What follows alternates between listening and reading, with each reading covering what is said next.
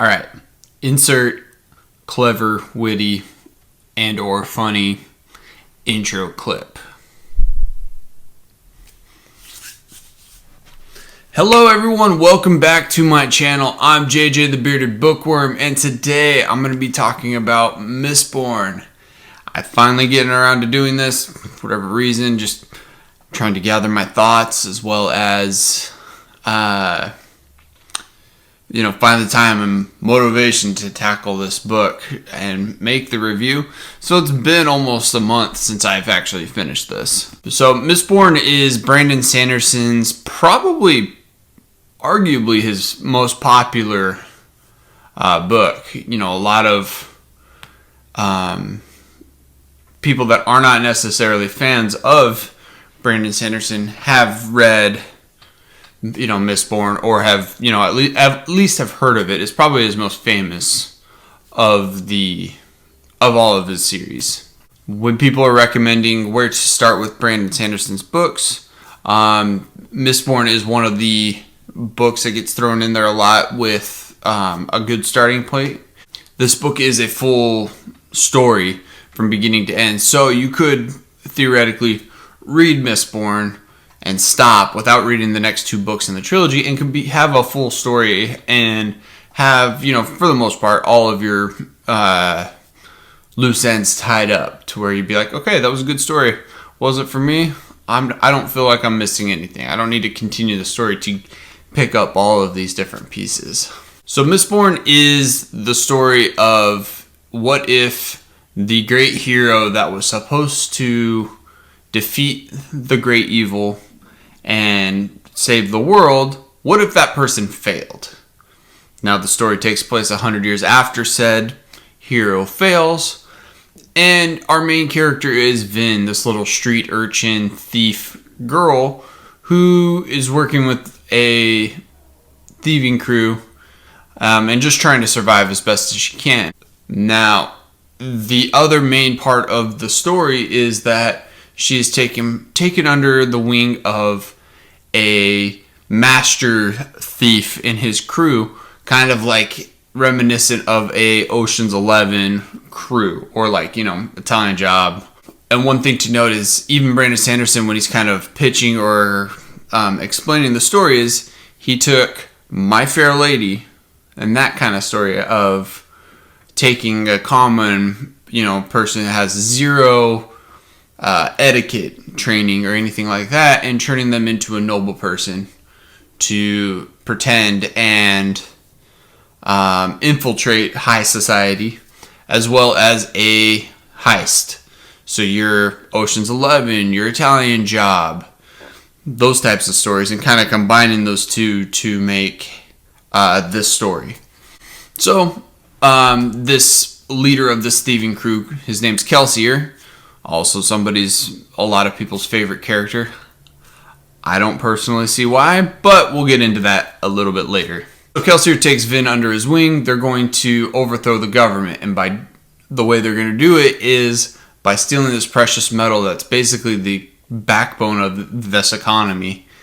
And the only issue is they have to steal it from the Lord Ruler, the big oppressive leader of this nation, and which is exceedingly dangerous for numerous reasons. And so they kind of go through they do the whole heist where they're okay, how are we going to do this? Throw out any ideas, and as we're going, we're going to figure out how to solve each problem as it arises on this chalkboard as we're planning this out. So Vin is our main character, like I said, and she is trained to be a noble woman and infiltrate these balls and these events to try to collect information and kind of keep her ear to the ground of what's going on with the nobleman, because the entire thieving crew is the what's known as ska, which are like the very almost lower than peasants. Like they're kind of a mix between like a commoner and like a slave, depending on which part of the country and which part of the region they're in. Varies on how they are treated, and so they're basically just this very low person. They have this very wide gap in the class system where there's noblemen, There are some merchants, but really the merchants, you're either, a regular merchant or, a nobleman, or you're a ska, which is still, you're higher up in the ska society, but you're still a dirt person. And I mean dirt is low, not like bad person. So, yeah, the story follows this heist. Meanwhile, Vin is infiltrating high society and kind of navigating court and noble society and whatnot. And basically, it goes over the course of the time where they're trying to overthrow this government. I grew up watching My Fair Lady with my mom, so that part was a lot more interesting to me than the actual heist. And I feel might be an unpopular opinion. I feel like the heist half of the story kind of was fumbled a little less realized than the kind of My Fair Lady, spying, pretending to be somebody you're not. That felt a little more fleshed out, a little more realized. So I found it a lot more interesting than the actual heist parts. Now, don't get me wrong, there were definitely parts of that heist that were, enthralling. I could not get enough of it. But overall, I feel like that My Fair Lady, so to speak, half was a lot more captured my attention a lot. All right, so now I would be remiss if I did not talk about the magic system in this book, because it plays such a huge role in this story. So you have what's called allomancy, which means individuals who are allomancers have the ability to ingest metals and then be able to burn them, through their command their body to burn these metals to give them powers. Now, there are 8 basic metals, and each one kind of has a pair where they can they kind of split them up into push or pull. So for instance, you might be able to push on metal or pull metal towards you, and there's a little more like physics and mechanics that go into it. Weight. I can't push against a giant metal door that weighs 4 times as much as me, because if I was to push against it, I would just push myself away from it. Same with pulling and whatnot. There are also emotional metals where somebody could, they're called soothers. Soothers, as the name suggests, they kind of, if somebody's upset, they can kind of soothe those emotions and kind of play them down a little bit. The opposite end of that they're called riders, and riders can kind of hype up and kind of, so for instance, if somebody's giving a big speech and you want people to feel a certain emotion or have a certain reaction to said speech, they can kind of amp up that feeling and make you feel more one way or the other. Another big one are the physical and I guess they're not mental, but basically there's another metal where you can burn it. It makes you stronger, makes you react quicker, makes you a little more immune to pain, or whatever you're able to kind of push through, kind of push your body through the limits. That's where we get that push and the pull from. As well as there's another one where it enhances your senses. So your sight, your smell, your taste, your hearing, you're able to... it increases all of those senses to where you're able to hear things farther away, or whatnot. You're able to see farther or sharper. One of the coolest parts of this book was kind of that Ocean's 11 introducing the crew, where each person kind of came in 1 or 2 at a time, and the main character Vin just kind of sat back and was like letting things play out and just observing what was going on. And you kind of learned who each person was and what their role was on the crew. So, Kelsier's crew, for the most part, all are allomancers. Everybody has a very specific role. You have a soother, you have a they're called thugs, but it's the people that can make themselves stronger. You have a tin eye, which you burn tin, and basically you're able to see a lot farther. They're typically used as lookouts and whatnot. And each person fulfills a specific role. One thing to note about this magic system is an Allomancer can either burn one metal, which means they're called a misting. So they could be able to burn copper and only copper, or tin and only tin, or steel. And basically that's the extent of theirs. So they have a very specific, specialized role, is they can burn that specific metal to gain that specific ability. Now, mistings themselves are very rare as it is, but the most rare, kind of the creme de la creme of Allomancers are Mistborn, which means they're able to burn all of the metals and basically have all of these powers to themselves and basically become giant, superheroes, for the most part, because of all the different abilities that they are able to use. There are limitations, but what superhero doesn't? Now, there are a few other magic systems in the story, but I don't want to discuss them necessarily because they start to kind of get into a little bit of spoiler range. So we're just kind of let those be. But and they play a very small role in the story as it is. But for the most part, Allomancy's the star of this story as far as magic systems go. Alright, so now we're going to talk about the characters a little bit. The two main characters in particular. You have Vin, who, like I said, was that street urchin who is trained to pretend to be a noblewoman and to go infiltrate high society and kind of keep an ear to the ground for what's going on with the nobles while they are doing work to set up for this overthrow. And that's basically her role. Then you have Kelsier, who is... I have a lot of mixed feelings about Kelsier because Kelsier is really cool, but he is not a good person.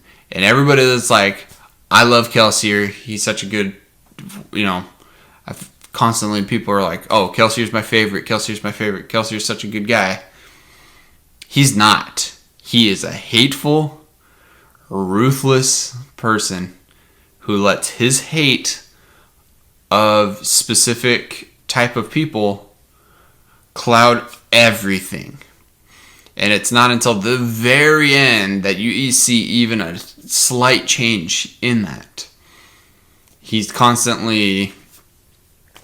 this like carefree, cocky person that's like just thinks he's invincible basically, because he's a Mistborn, and he's just he'll just go off and do stuff and just constantly being reckless.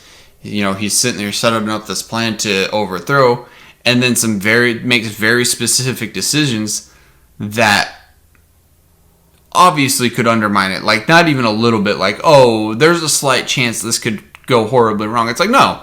You got like a 50-50 shot whether or not this is going to work. And because you want to fulfill your own desires, your own ends, selfishly, you're doing it. And you're putting everything that you've been working for at risk. So, like I said, we've got this My Fair Lady story as well as the heist story. And like most heist movies, things start to go wrong and the crew has to adjust and kind of wing it, so to speak, as things start to go wrong. They're like, okay, this happened. How do we adjust? How do we still reach our goal with this piece that we were planning on being gone? And so when those things started to arise, that was actually very fun, very interesting. So there were a couple things I did not like about the story. One, Kelsier fulfilled his role as the mentor to Vin, as well as, the leader of the crew, being this reckless leader and whatnot. However, I don't like him. And I don't know where the story goes from here, but Kelsier sucks. End of story. The second thing I didn't like, the thing that I noticed a lot, was there were very specific rules, or I don't know if plot devices is the right word, but basically a statement would be said and reiterated multiple times to keep you reminding you of said thing. And I understood because Vin is learning, and so things are getting reiterated to her as she's learning, but it felt repetitive. It felt like these things were repeated. Obviously, they were repeated for the reader's benefit, but it'd just be constantly like, oh, they're doing this thing. This is going to get reiterated again, that you can't do this, you can't do this, you know, letting you know the limitations of said thing as the story was going on to help the story progress or set up the framework for said plot. The other thing that I didn't like, it's one of the biggest criticisms of this book, is near the end there is a Deus Ex Machina kind of feel, but there is some work set up earlier in the book to kind of ease that. You getting hints a little bit throughout the book, but ultimately there's a big Deus Ex Machina moment, and it cheapened it a little bit. You have all this work, all this setup, and then it's like, oh, but guess what? Doesn't matter. But overall, I thoroughly enjoyed this book. As soon as I got done, I was like, where's the next one? I need to continue this story. And especially as a first book in a trilogy, it did its job. It hooked me in, wanted me to continue the story immediately and just gimme. And it did. I also thoroughly enjoyed that there was this crew, and yes, you had your main character who's the newbie, you have your leader of the group, but each other member of the crew also got their time to shine, their time to learn, or, you know, kind of, they got the spotlight. So you were able to see why they were there, what their purpose was, and realize that they are actually probably the best at what they do. And with a crew or an ensemble kind of cast like that, a lot of times you have a few of the main characters that are like, oh, we're just there because we're part of the crew, and we play like a very small role, and we might be mentioned, but oftentimes we're kind of put on the wayside.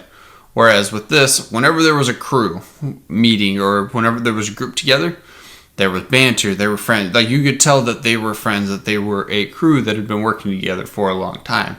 And so that was also a very positive for the story. Now, like I said at the beginning of the video, Mistborn is one of the books that is often recommended as a starting point if you're wanting to read Brandon Sanderson. The other two being Elantris and Warbreaker. Now, I haven't read Warbreaker yet, but as of right now, I would say if you know you're going to read all of Brandon Sanderson, you already know, like, you want it, start with Elantris, because, like I said in that video, it's his roughest work that I've read thus far. And I've read 5 or 6 of his books now. It's his first published work, and so it only gets better from there. But if you're a little unsure and you're not sure if you want to buy into him as an author, I would say pick up Mistborn. Yes, it is the first of a trilogy, but this is a self-contained book, and so you'll still have the satisfaction of being done. But if you want to continue going on, you have 2 more books immediately that you could pick up, and you're in the same world. You're not having to readjust to a whole new story, a whole new world, whole new magic system and whatnot. Oh, I almost forgot. We got to continue our Hoid Watch 2020. Hoid as I said in my other two Cosmere videos, is the character that you see in nearly every Brandon Sanderson Cosmere story. Now, Hoid you see in this one, and he's mentioned by name by Hoid, and he is acting as a informant for one of the great houses of the nobles for Kelsier. And it's a little interesting because you see Hoid, who obviously is in every story, but he's presenting his information and kind of fulfilling his role as this kind of servant, lowly, that basically like almost a homeless person, a beggar. And you see Kelsier, who is an excellent scammer, an excellent, fulfills his role, but you see him immediately take pointers from the things that Hoid did, and then turn around and pretend to be an informant for a different great house, and is doing very specific things that Hoid had just done to him. And so that was definitely an interesting part. I don't know if Hoid continues to play a role in the series or not. Probably because, like I said, he's in pretty much every story. But as we continue on, we're going to keep pointing out the different things. So right now we've seen him as a beggar in Elantris, a beggar / informant type person in Mistborn, as well as the Emperor's Fool in Emperor's Soul. Although you don't see him. He's not actually in the story, but you hear him mentioned as the Emperor's Fool. Alright, that's all I have for today. Have you read Mistborn? Did you like it? What didn't you like? Who was your favorite character in this story? Comment down below, let me know. Don't forget to like and subscribe. I'm JJ the Bearded Bookworm, and I'll see you in a couple days.